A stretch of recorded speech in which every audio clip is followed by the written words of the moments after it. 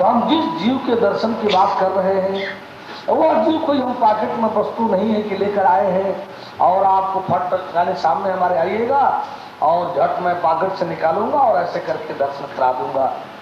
मैं कोई जंत्र मंत्र तंत्र वाला भी नहीं, कोई जादूगर भी नहीं, बल्कि मैं जिस जीव का दर्शन कराऊंगा वो वही है जो आपके शरीर में है,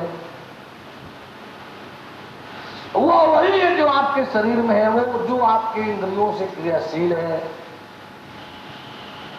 उसी जीव को आपको जानना है, देखना है। एक बात और हमने आपसे कहा था, बार बार कहा था कि ऐसा इस सत्संग में ही नहीं, काठमांडू में ही नहीं, नेपाल में और नेपाल में ही नहीं, पूरे देश में, पूरे धरती पर ऐसा कोई व्यक्ति नहीं है जो शायद जीव न देखा हो। लेकिन धरती क्या देवलोक तक में ऐसा कोई नहीं है जो यह कह सके कि मैंने जीव देखा है। देखे तो सभी है प्राय,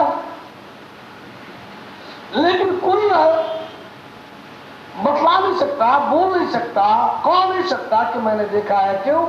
वो जानता नहीं है, उसने जाना नहीं है जीव को, उसने पकड़ा नहीं है जीव को, उसने स्पष्टता परिचय प्राप्त नहीं किया है जीव का, पहचान नहीं किया है जीव का। जीव के ही क्रिया व्यवहार में रहने वाले जमराज,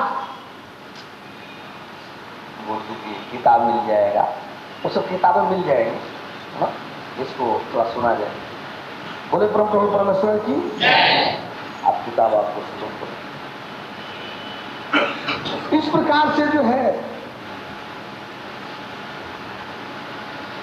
जीव के ही व्यवहार में रहने वाले जो जमराज हैं, रात दिन जिनके सारे क्रियाकलाप जीव से ही हैं, जीव के लिए ही है, जीव को ही है निकालना, जीव को ही अपने यहां रखना। लेकिन उनके भी उपदेशों को देखने से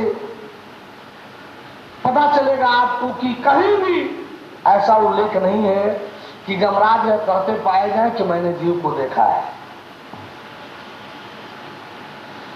वो तत्व की बात करते हैं, आत्मा ईश्वर ब्रह्म की बात करते हैं, लेकिन जीव के विषय में कोई जानकारी उन्होंने नहीं दिया है। इस प्रकार से जीव देखा तो सबने है, लेकिन इसकी गोपनीयता इतनी जबरदस्त है, सहजतापूर्वक सारी बातें हैं, सहजतापूर्वक सारे क्रियाकलाप हैं, लेकिन इसमें गोपनीयता का, ज्ञान का पर्दा ऐसा पड़ा हुआ है सब पर कि देखते हुए भी, उसमें रहते हुए भी कोई जानता नहीं है, कोई परिचय पहचान प्राप्त नहीं कर पाता है। यह जो है परमेश्वर के गोपनीय विधान के अंतर्गत है। सृष्टि की संरचना, सृष्टि का संचालन परमेश्वर ने इतना कॉम्प्लिकेटेड, इतना जटिल संरचना के अंतर्गत इसकी रचना किया है, और गोपनीयता जगह जगह पर जो रखा है, यही नतीजा है कि आदमी भ्रम और भटकाव में पड़ जाता है। हालांकि परमात्मा ने विधि विधान भी दिया है जिससे आप भ्रमित न हो सके, जिससे आप भटक न सके, जिससे आप सही विधि विधान में अपने को रखा सके।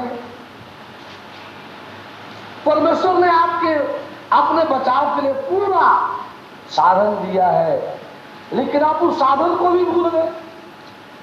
परमेश्वर से प्राप्त साधन को भूल करके आप इस माया जगत में जकड़ गए।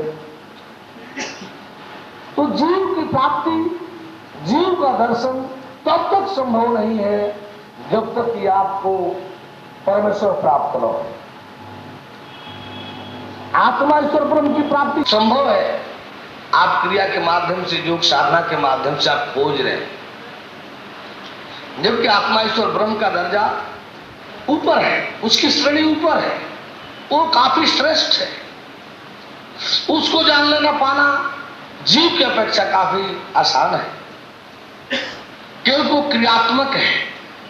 हम कर्म और क्रिया करना जानते हैं, कर सकते हैं, लेकिन जो कर्म और क्रिया के अधीन नहीं है उसे हम अपने आप नहीं जान सकते, नहीं प्राप्त कर सकते। जीव और परमेश्वर किसी कर्म और क्रिया के अधीन नहीं होते। नीचे, आत्मा से नीचे रहने वाला, ईश्वर से नीचे रहने वाला, शरीर और आत्मा ईश्वर ब्रह्म के बीच में रहने वाला ये जो जीव है ये किसी कर्म और क्रिया के अधीन नहीं। परमेश्वर तो किसी कर्म और क्रिया के अधीन नहीं ही है, ये जीव भी किसी कर्म और क्रिया के अधीन नहीं है।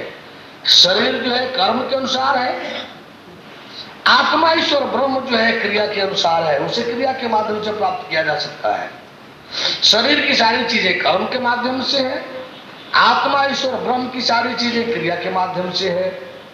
लेकिन जीव और परमेश्वर ये कर्म और क्रिया के अधीन नहीं, इनकी प्राप्ति कर्म और क्रिया से नहीं।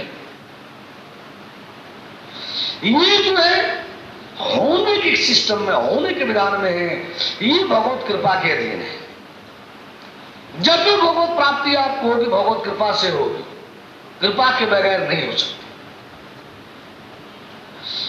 और भगवत प्राप्ति कराने वाला तत्वदर्शी सत्पुरुष ही जो है जीव को भी जना दिखा सकता है।